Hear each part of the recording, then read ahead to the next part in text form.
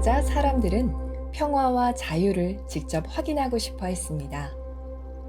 미국과 유럽을 중심으로 항공여행 수요가 폭발적으로 늘었고, 전쟁 중 기술력과 규모가 급격히 커진 군 항공산업은 재빨리 민항으로 변신했죠.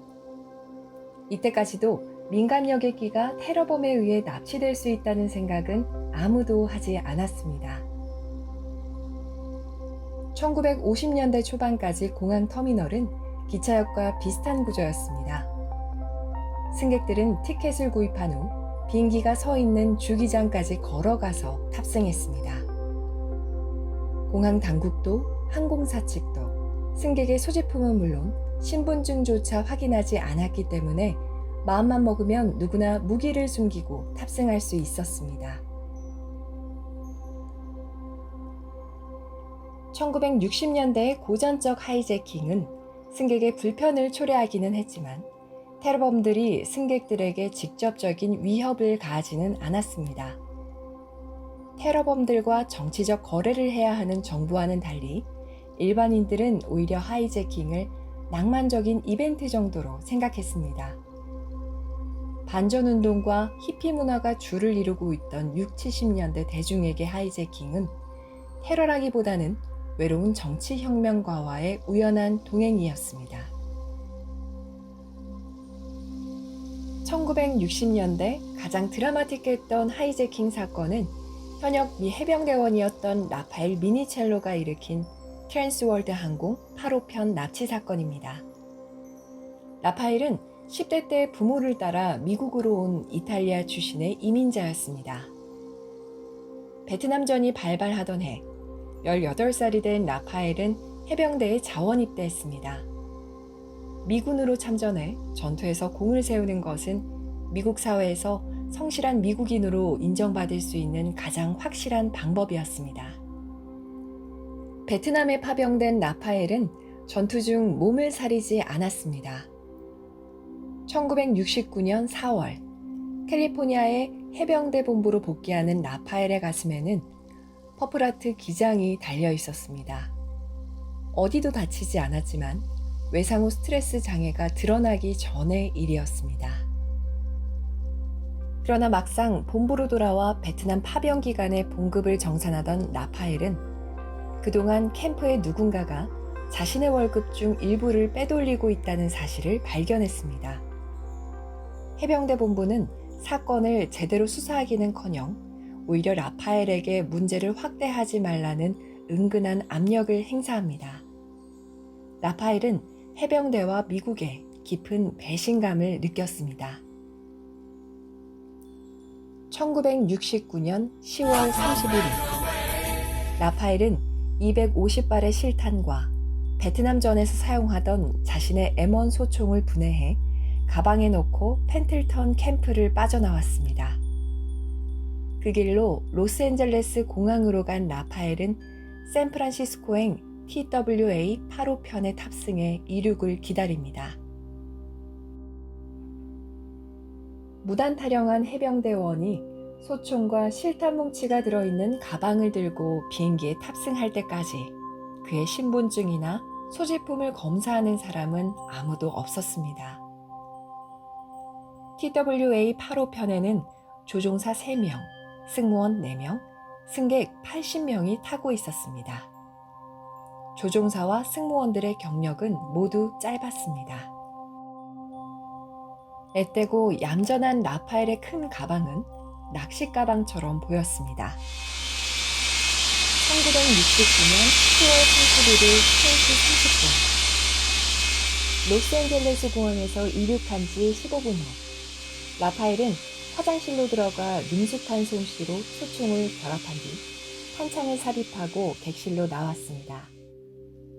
소총을 거머쥔 라파엘의 태도가 너무나도 거침이 없었기 때문에 승무원과 승객들 중 누구도 라파엘을 저지할 엄두를 내지 못했습니다. Halt! 라파엘이 승무원에게 내뱉은 말을 듣고서야 비로소 군인임을 짐작할 수 있었습니다. 라파엘은 조종실로 들어가 기장에게 지시를 내립니다. 31살의 도널드 쿡 기장은 기내 방송을 합니다. 흥분한 청년이 조종석에 들어왔습니다. 요구받은 곳으로 비행할 것입니다. 라파엘이 가고자 하는 곳은 아버지가 암 투병 중인 이탈리아. 샌프란시스코로 갈 연료밖에 없었기에 덴버 공항에 착륙할 수밖에 없었습니다.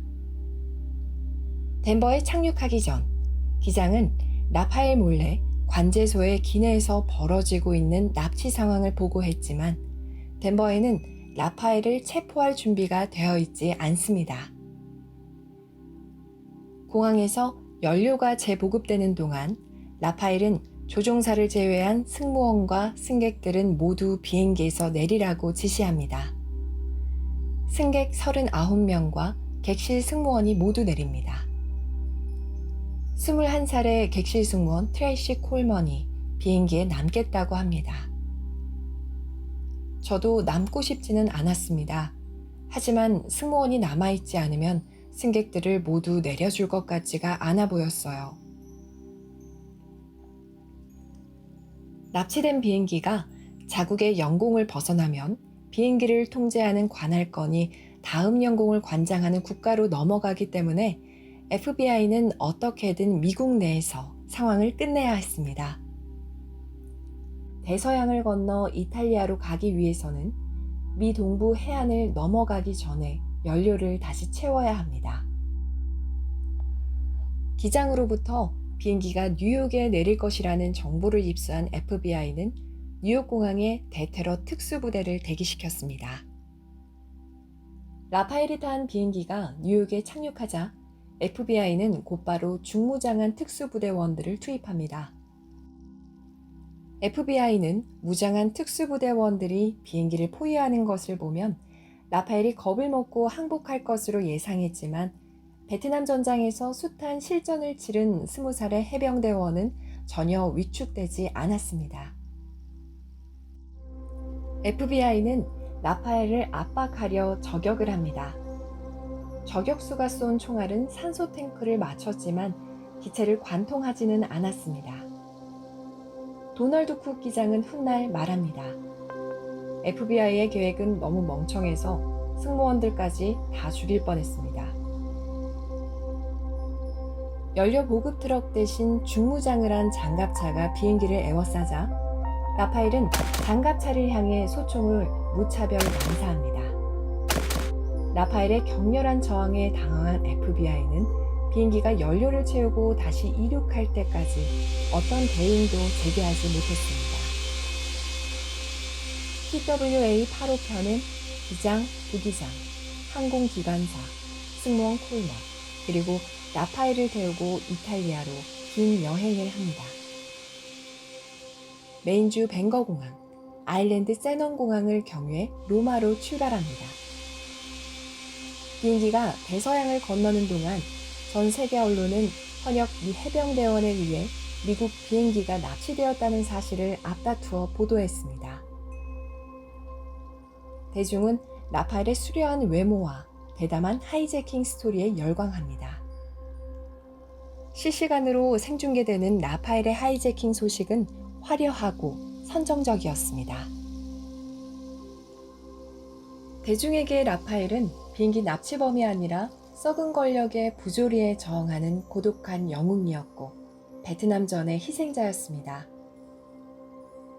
로마에 도착한 라파엘은 공항 경찰을 인질로 해서 차를 타고 탈출합니다.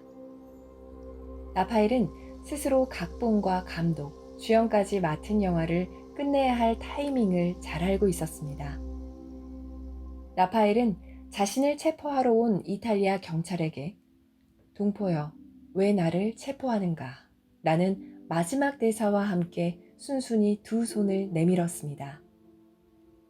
11월 2일, 라파엘은 체포되었습니다. 당시 유행하던 마카로니 웨스턴의 엔딩씬도 이보다 극적일 수는 없었습니다. 라파엘의 체포 장면은 이탈리아인들의 마음을 완전히 사로잡았습니다. 이탈리아인들은 라파엘을 응원하는 수천 통의 편지를 당국과 언론사에 보냈습니다. 이탈리아인들에게 라파엘은 아메리칸 드림의 허상을 낱낱이 까발린 영웅이었고 목숨을 걸고 고국으로 다시 돌아온 이탈리아의 아들이었습니다. 이탈리아 검찰은 라파엘을 납치가 아닌 불법 무기 반입죄로만 기소합니다. 그러나 막상 법정에서 라파엘에게 7년 6개월형이 선고되자 이탈리아인들은 일제히 들고 일어났습니다. 전국에서 라파엘의 구속에 항의하는 시위가 벌어지고 그의 석방을 요구하는 여론이 걷잡을 수 없이 커지자 눈치 빠른 정치인들은 라파엘의 가석방을 주장하기 시작했습니다. 결국 이탈리아 정부는 1년 6개월 만에 대통령 사면 형식으로 라파엘을 석방했습니다. 풀려난 라파엘은 시민들로부터 대대적인 환영을 받았습니다. 곧 항공 역사상 최장거리 납치 비행이었던 자신의 하이제킹 스토리를 다룬 영화의 주인공으로 발탁됐습니다.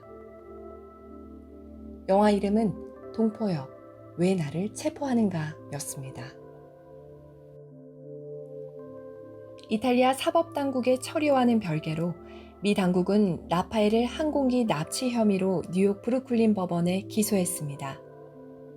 미 법정은 궐석 재판에서 라파엘에게 사형을 선고했지만 이탈리아는 미국이 요청한 범죄인 인도 요청에 끝까지 응하지 않았습니다.